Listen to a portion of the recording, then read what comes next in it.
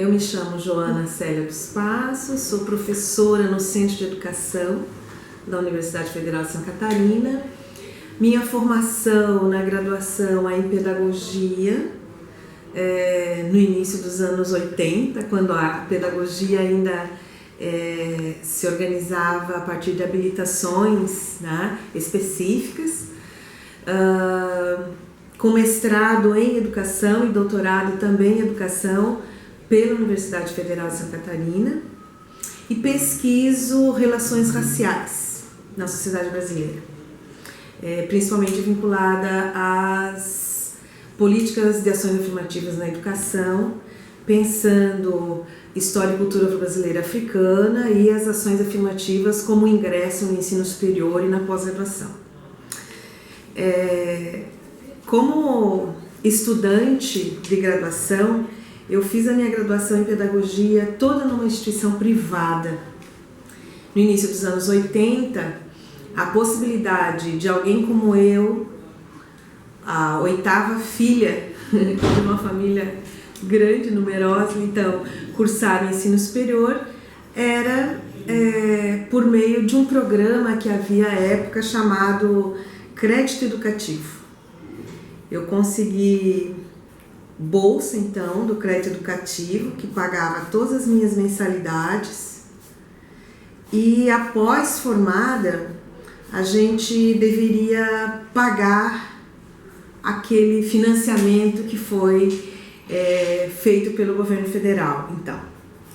E para minha surpresa, quando eu fui fazer a quitação ou pagar, então, o meu curso superior, nós tivemos tantos planos econômicos, cruzado 1, cruzado 2, que quando eu fui pagar eu já nem, na verdade, não existia mais débito meu em relação ao Estado brasileiro.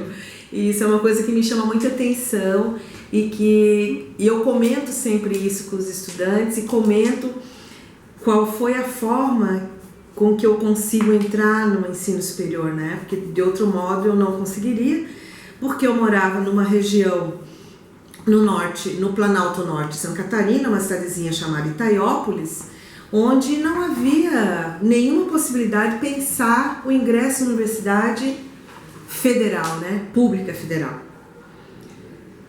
Ainda nos anos 80, nesse mesmo processo de universidade privada e graduação, eu me envolvo com movimentos sociais.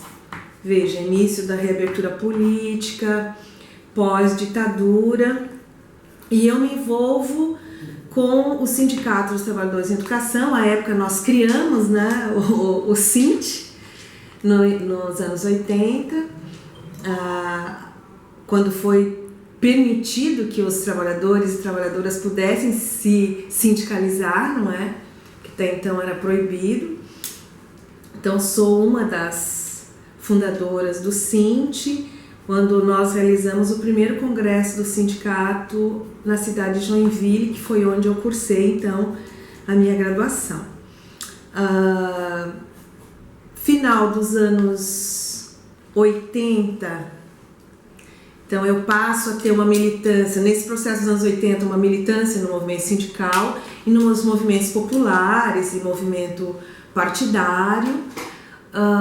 E início dos anos 90, eu passo a ser professora numa universidade comunitária, que é a Universidade do Contestado, localizada na cidade de Mafra, ao mesmo tempo em que eu trabalhava como extensionista de assentamento da reforma agrária.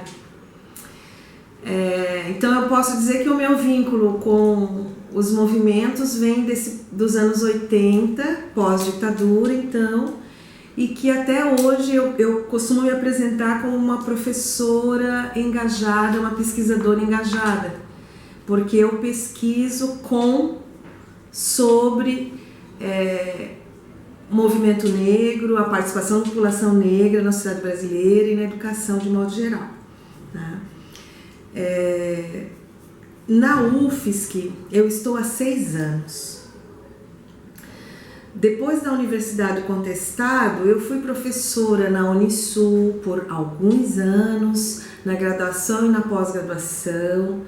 Fui coordenadora do curso de Pedagogia da Unisul aqui em Florianópolis, que é uma comunitária, né, também. Fui professora efetiva na UDESC, da qual me exonerei numa circunstância muito difícil para mim, em 2004.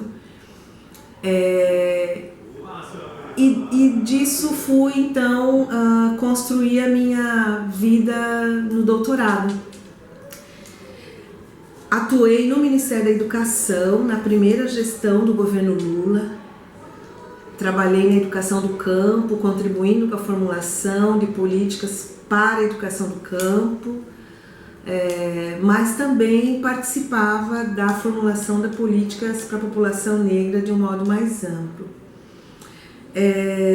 No Ministério da Educação, o tempo que eu fiquei lá, eu coordenei a formulação do programa, à época chamado Saberes da Terra, e que hoje é o ProJovem Campo.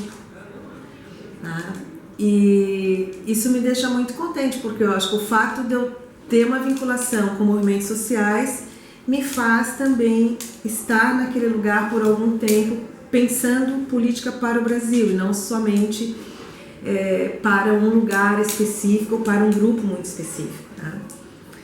Em 2006, eu volto e entro no doutorado em educação aqui na UFSC, quando eu fui estudar, então, as políticas de educação de jovens e adultos, pensando a juventude negra nesse lugar da EJA. Tá? E foi onde, então, eu me dediquei a compreender mais como é que se dá o processo de desigualdades na escolarização da população negra.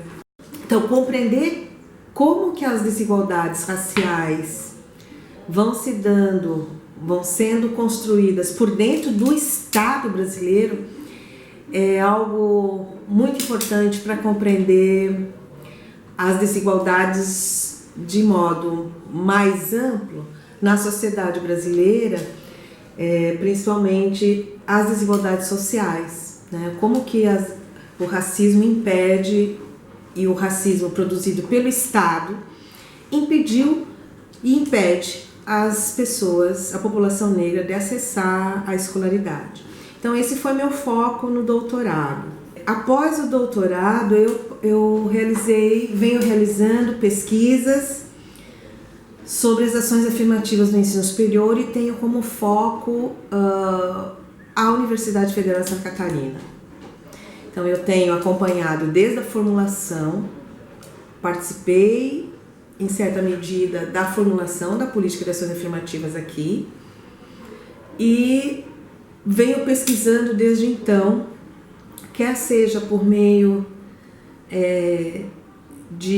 das narrativas dos estudantes, cotistas e agora pesquisando egressos das ações afirmativas, quer seja por meio da cultura acadêmica, para compreender em que medida essa cultura acadêmica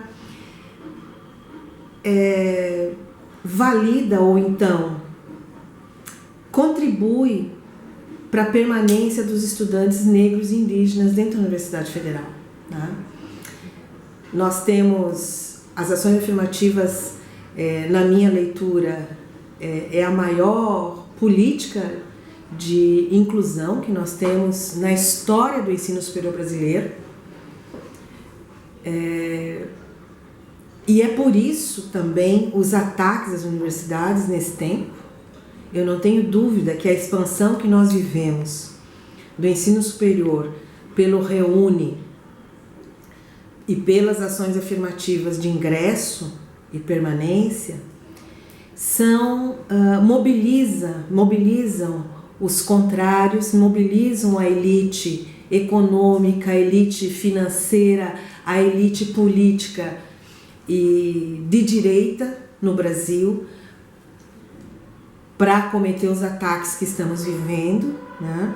As ações afirmativas trazem um outro universo para dentro da universidade, trazem outras questões as quais a universidade não problematizava, porque não se via, não se tinha essas pessoas aqui dentro, e elas vão problematizar e vão trazer as suas histórias, vão trazer a sua corporeidade, vão trazer a sua estética, vão trazer as suas epistemologias, não é?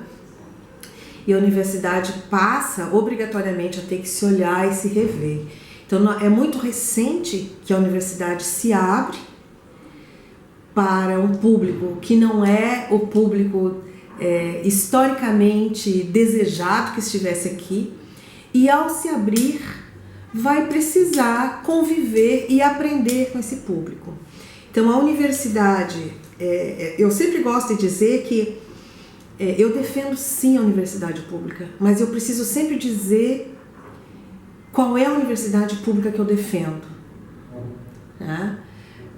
Eu vou à luta pela universidade, eu vou às ruas, eu me mobilizo pela universidade pública com qualidade social, mas é preciso dizer que a universidade que eu defendo é a universidade com ações afirmativas.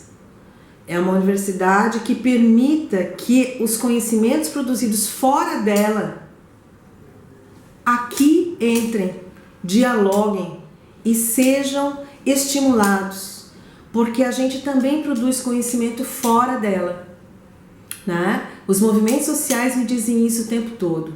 A produção do conhecimento, dos conhecimentos, quer seja pelos grupos, vamos pensar, os trabalhadores e trabalhadoras do campo produzem conhecimentos.